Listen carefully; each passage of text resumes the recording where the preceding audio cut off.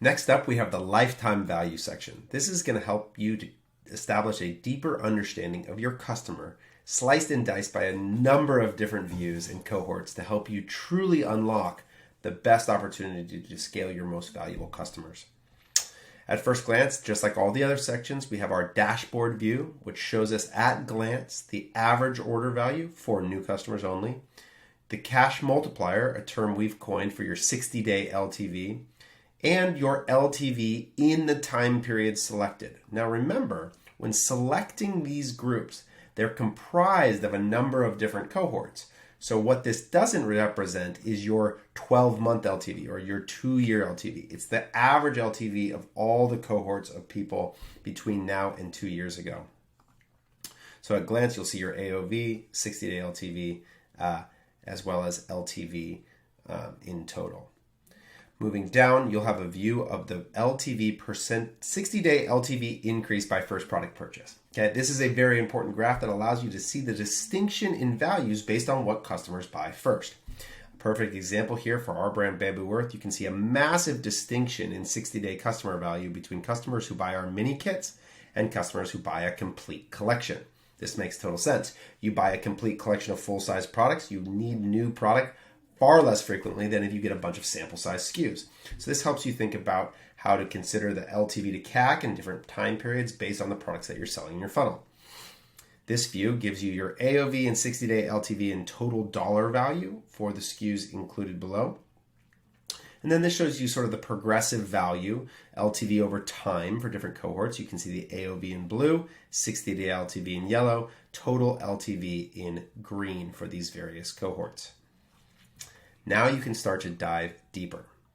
First up, we have the new versus returning order report. This allows you to look each month at the composition of your revenue broken into 2 categories, new customers and existing customers. And as with all of our tables, we can break this into daily, weekly, monthly, etc. Let's look at it monthly to get a little clearer picture. And of course, we have our heat maps in here.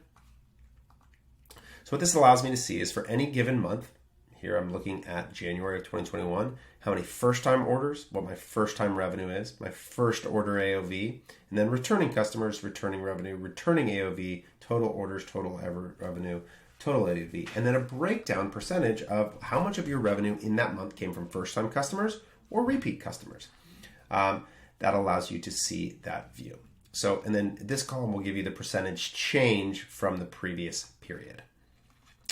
Moving down, we have customer LTV monthly cohort view. So this is going to give you a cohort of customers. Again, looking at last year, now I'm looking at the cohort of customers that were acquired in January of 2021, how many new customers there were, what their total orders to date is, the total transaction revenue, the LTV, number of orders per customer, and the AOV of those orders for the entirety of the lifetime of that cohort. Moving down, this gives you a sort of more traditional LTV table view or chart view where you have acquisition month, and then you have the values of this number of customers acquired in month 0, or so their initial purchase, and then what they're worth, how much additional revenue they generate in the subsequent 30, 60, 90, up to 186 plus days, and then the total value of that cohort over time. And then you can look at this group in a lot of different ways. This is the total revenue view. You can see the total order count for the cohort. You can see the number of unique customers that purchased. You can see the AOV by month. You can see the percentage of total revenue generated in each time period. You can see the cumulative value. So this is sort of your traditional LTV view. If in month 0, they were worth $80, in this January cohort has now been worth an average of $178 per customer. So really strong 12-month LTV here for the brand. Additionally, incremental gives you a slightly different view, which is $80 plus what's the incremental value in each time period. Now, the fun part is I can cut these cohorts by a number of different variables. So if I wanted to, for example, just look at customers from a specific, based on a specific product that they purchased, I can say, okay, show me the LTV of all my intense cactus concentrate customers. And this will instantly pull just the value of that specific cohort. You can do it based on Facebook campaigns, for example. Show me all CTC Facebook mobile customers. How does their LTV compare to the total customer set? So you can see in this case, these customers are $168.40 versus the total of $177.75. So slightly lower value in that customer set. You can do it based on campaign. You can even do it based on ad content. If you use tags in Shopify, you can sort by those. Discount code used.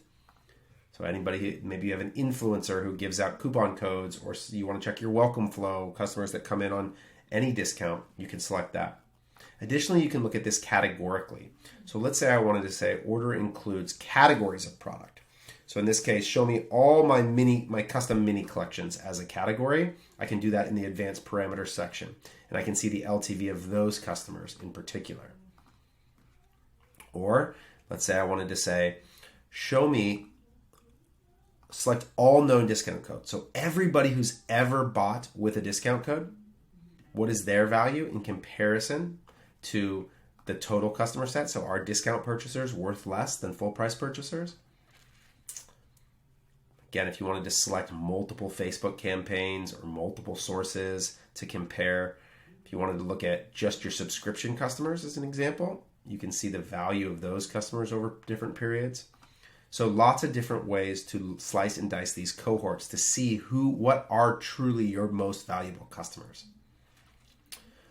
Moving on, we can begin to look at the relationships between what people are buying in the product by first product report. This is going to show you for all first orders, okay, what is the most commonly purchased product? In first order, what is it most commonly purchased with? Second order, third order. So this shows you the most commonly purchased product. Now, if I wanted to see the relationships, if I say, just show me rosemary toner, what this is going to show me is 4 orders that include rosemary toner. They most often include which products? For second order, when the first order was rosemary toner, what is the most commonly purchased second product? So what this helps you to think about, in this case, if we were going to make a bundle offer, or if we wanted to cross-sell or upsell, if someone's buying the rosemary toner, the most commonly purchased product is the rose water cleanser. So if we're going to bundle those, if we're going to cross-sell or upsell, we're going to use that product next.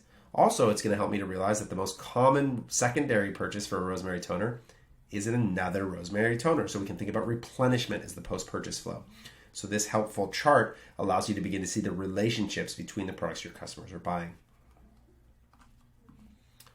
Finally, we have the Facebook LTV to CAC. This report allows you to combine both your Facebook ad CAC data to the LTV based on the UTM parameters of that ad. So we're combining multiple data sources here to get us a view of LTV to CAC of your Facebook ad account. Now you're gonna have to select a period. Let's look, here we go, acquisition cost. Let's look last 90 days. So in this case, you can see here we have, let's find a report where there's exemplary difference. So let's go. As an example, in this report here, prospecting, you can see my customer acquisition cost is $207, my 30-day LTV versus my 120-day LTV. So you can begin to see not just what is obviously upside down on first order, a $200 CAC against a $140 30-day LTV, but you can see within 60, 90 days, we begin to recoup the money on that. So you can see the 30-day LTV to CAC, 60-day LTV to CAC, 90-day, so on and so forth. And again, I'm just looking in a 90-day window here. So this begins to show you not just the first order ROAS or the initial AOV to CAC, but allows you to look at your Facebook campaigns on a 30, 60, 90 to 120-day LTV as that comes to life. So help you see what those relationships on the acquisition side are. Again, all of these reports in the LTV section are helping you to have a more intimate understanding of the variable values of your customer and using that to inform better customer acquisition.